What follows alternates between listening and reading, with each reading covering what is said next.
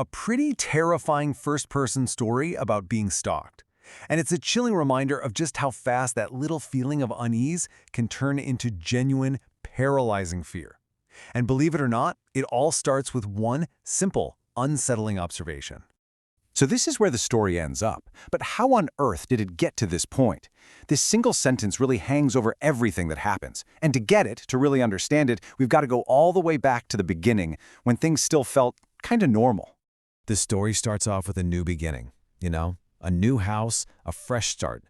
But that excitement, that feeling of a new chapter, it was about to be completely shattered by someone who was watching from the shadows.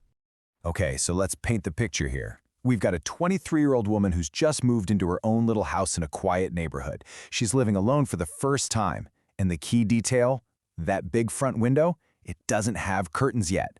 It's such a small thing, right? But it basically created an open window into her life for anyone to see.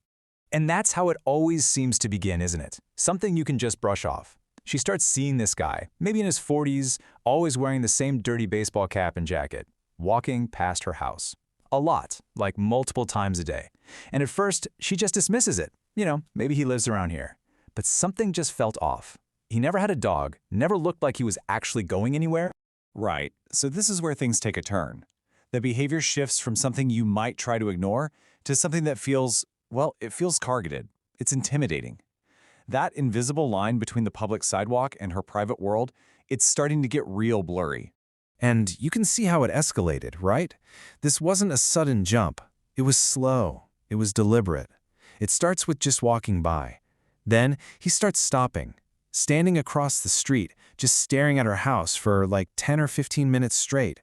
And then he starts showing up late at night, just a figure in the dark, watching.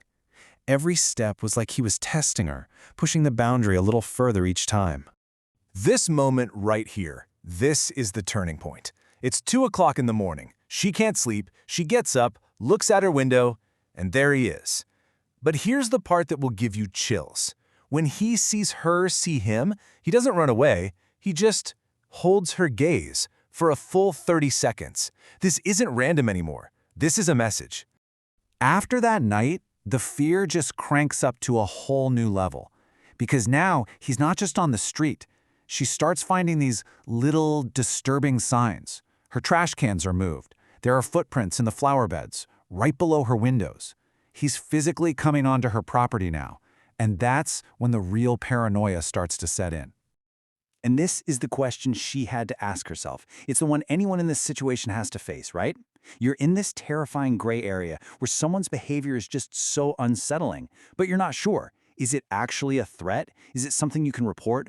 When does that gut feeling you have become something you absolutely have to act on? Well, she was about to find out. That line, it was about to be crossed in the most terrifying way imaginable. This is the moment where there's no more doubt, no more gray area. The threat is suddenly very, very real. Just try to imagine this for a second. You're coming home from work, pulling into your driveway, the one place on earth you're supposed to feel safe, and you see him. Not on the street, not across the road, in your backyard. I mean, the absolute shock of that moment, it must have been just paralyzing. And there it is. His intention is completely exposed. He was actively trying to look into her home, into her personal sanctuary. The second her car lights hit him, he bolted, jumped the fence, and ran off. That line wasn't just crossed, it was completely obliterated. So this is where she starts to take back some control. She doesn't hesitate, she calls the police right away and files an official report.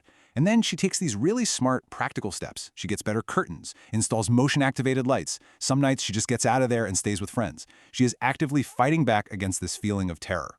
So what happened? The police are involved, her house is a little more secure, but this guy is still out there somewhere. This next part gives us a resolution, but it also reveals a picture that is so much darker than she could have imagined.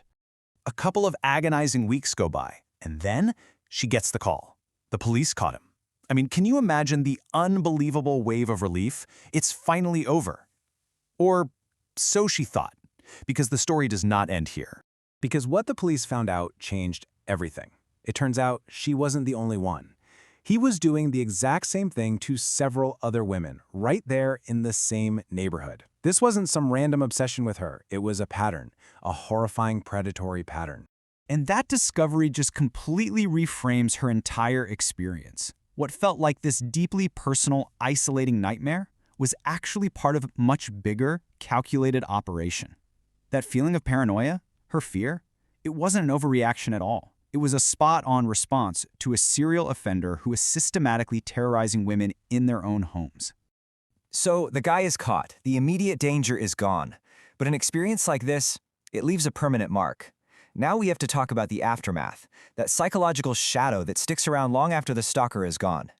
Yeah, just because they catch the guy, it doesn't mean the trauma just disappears. That feeling of being violated, of not being safe in your own home, it goes deep. And so pretty soon after he was arrested, she moved out. She just couldn't stay there. The place was contaminated by fear. And the impact is so long-lasting. Years had passed, but that habit, born out of pure terror, is still there. She says she still checks her windows, still gets that jolt of anxiety when someone walks a little too slowly past her house.